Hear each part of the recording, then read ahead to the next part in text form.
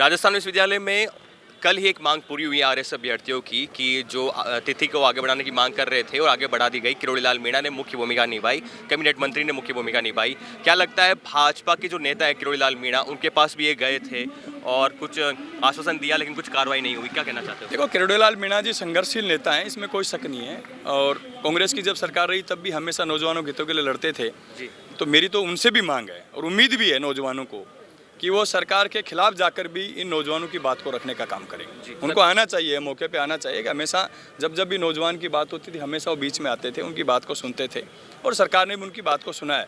तो निश्चित रूप से किरोड़ी लाल मीणा जी को या इनके बीच में आना चाहिए, इनकी बात को सुनना चाहिए और सरकार के स्तर पर इस फैसले को करवाना चाहिए कि नौजवानों को रोजगार। सर, अंतिम सवाल आपसे पूछना चाहूँगा। सचिन पायलट ने पीसीसी में कहा था कि किरोड़ी लाल मीणा को जिस प्रकार से उन्होंने संघर्ष किया था उसके अनुरूप उनको फल नहीं मिला, कोई बड़ी जिम्मेदारी नहीं दी गई। देखिए, बिल्कुल ये बात सही है कि जिन समाजों ने और जिन नेताओं ने संघर्ष किया 5 साल तक, किरोड़ी लाल मीणा जी ने निश्चित रूप से सड़कों पर रह करके नौजवानों के लिए, राजस्थान के जवानों के लिए, राजस्थान के किसानों के लिए, बेरोजगारों के लिए हमेशा संघर्ष किया, मेहनत की। भारतीय जनता पार्टी की सरकार लाने में उनकी बड़ी भूमिका रही है। और जिस तरीके से विभाग उनको दिए गए हैं, एक विभाग के 3-3 टुकड़े करके उनको दिए गए। पंचायती राज और ग्रामीण विकास मंत्रालय हमेशा एक मंत्री के पास रहे, बहुत दिन से मैं भी देख रहा हूँ इस बात को। कृषि विभाग, कृषि विपणन विभाग, सब अलग अलग ऐसे उनको काट छांट के डिपार्टमेंट दिए ताकि उनके पास करने के लिए कुछ नहीं हो। गुर्जर समाज ने जिस तरीके से राजस्थान में उनको मत दिया, इस बार भारी बहुमत से उनको मत दिया, उनको सिर्फ एक राज्य मंत्री दिया है और सिर्फ एक राज्य मंत्री।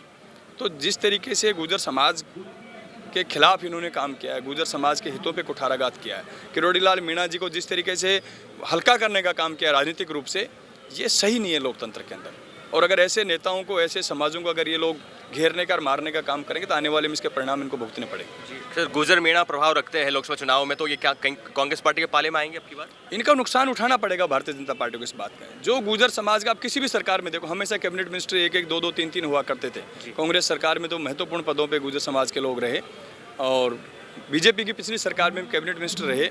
लेकिन जिस तरीके से इस बार इन्होंने किया है, ये निश्चित रूप से गुर्जर समाज इनके खिलाफ इस मतदान करने का काम करेगा। सर, हमारे साथ बातचीत करने के लिए बहुत बहुत धन्यवाद आपका। तो ये हमारे साथ थे इंद्राज गुर्जर, उन्होंने कहा कि जो नाराजगी झेलनी पड़ रही है बीजेपी को, वो भारी पड़ने वाली है आगामी लोकसभा चुनाव में। कैमरा साथी लोकेश शर्मा के साथ मनीष गौड़, जयपुर। ताज़ा खबरों के लिए विजिट करें द फैक्ट इंडिया की वेबसाइट और डाउनलोड करें द फैक्ट इंडिया ऐप।